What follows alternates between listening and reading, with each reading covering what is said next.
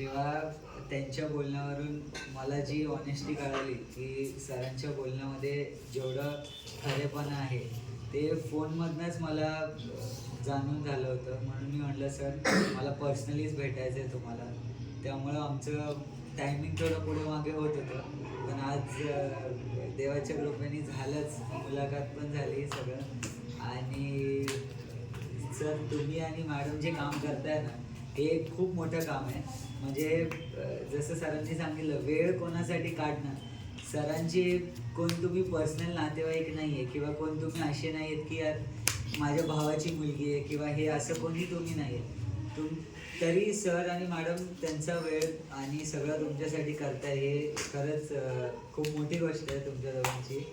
आणि एकदा सरांसाठी आणि मॅडमसाठी टाळ्या बोलतो.